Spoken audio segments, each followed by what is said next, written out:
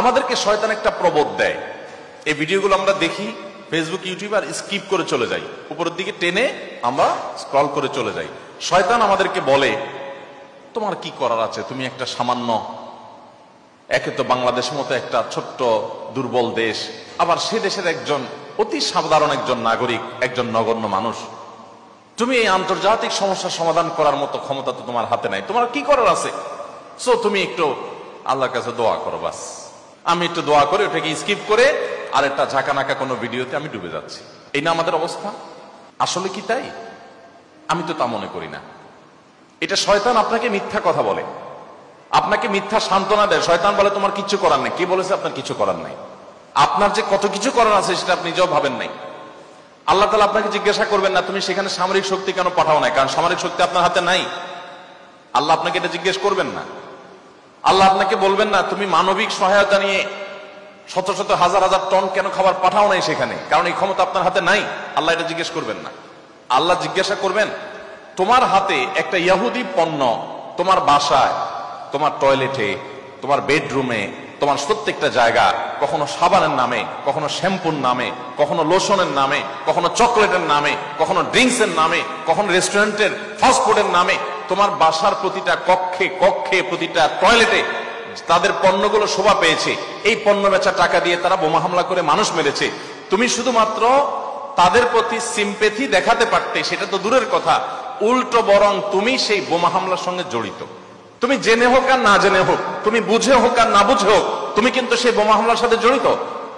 প্রতিদিন তুমি চাঁদা দিচ্ছ ফিলিস্তিনের মানুষকে হত্যা করবার জন্য। আল্লাহ এই কথা বলবেন?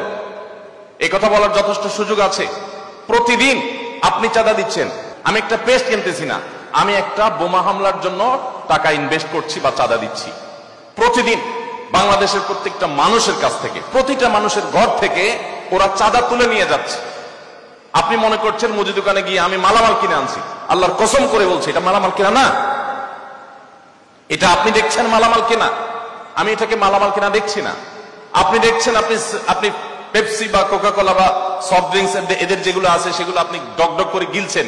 আমি দেখছি সেগুলা লাল কালারের ওই পেপসি না, এগুলো হলো ফিলিস্তিনের মানুষের রক্ত। আপনি দেখছেন সেগুলো হয়তো কোক, আমি দেখছি সেগুলো রক্ত।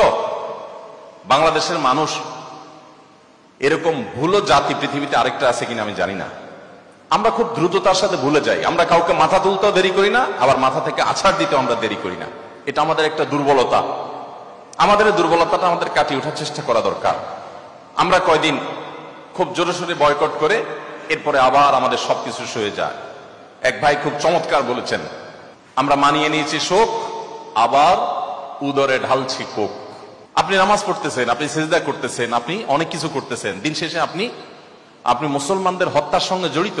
আপনি নিরীহ মা শিশুগুলোকে হত্যার সাথে জড়িত, আপনি জানছেন না।